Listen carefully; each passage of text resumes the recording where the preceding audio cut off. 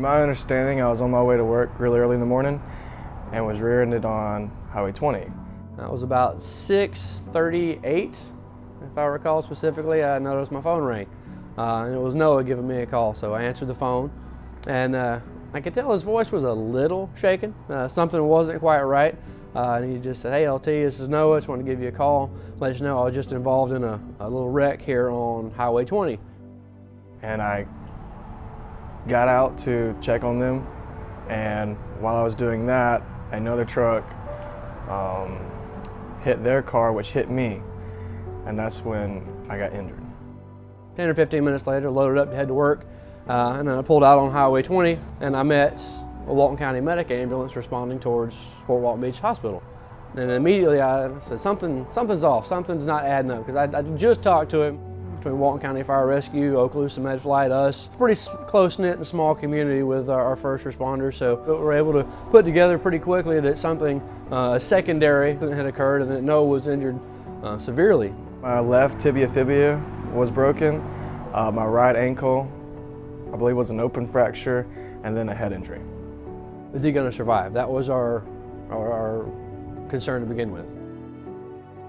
The department, within just probably 20-30 minutes, had made arrangements to have our entire crew relieved that day, and we were all off work and on the way over to Fort Walton Beach Medical Center within the hour. I was in the ER room there with Noah, and within the next hour or two, we had dozens and dozens of local firefighters and EMTs, paramedics gathered out front of Fort Walton Beach Medical Center.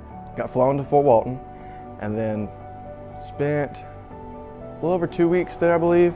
Then I got transported by South Walton here all the way to Atlanta to Shepherd Center, where I began rehab there and still recovering from all the injuries. I remember the morning we took him up to Shepherd's.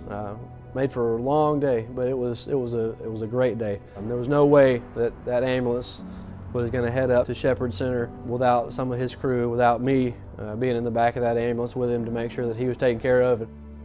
He was into everything. He was grabbing at this, pulling at that, pulling the blood pressure cuff off, just grabbing and touching at everything. But good problems to have.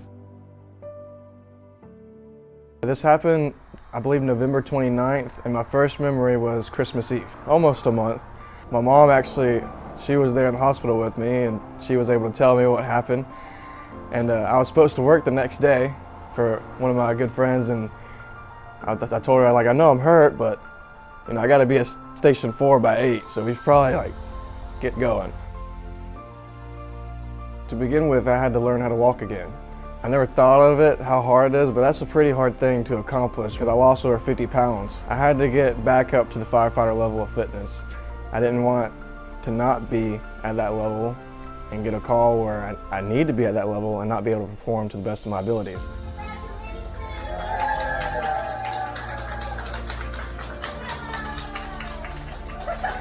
"364 days after his injury, he met all requirements signed off by his doctor, met all requirements here from the fire department, and was cleared to return to full duty.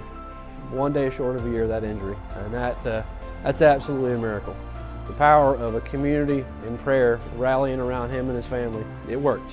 We got our guy back on duty, back on the truck. I do not have any limitations. I've accomplished all my goals and back to where I want to be.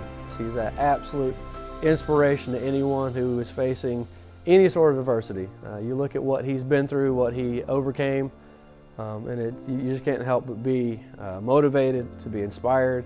So for me, the lieutenant on his crew from the South Walton Fire District, thank you to each and every one of you who thought about Noah, who supported him, who helped him and his family along this journey in any way possible. But having the support around here made it way more motivating to come back.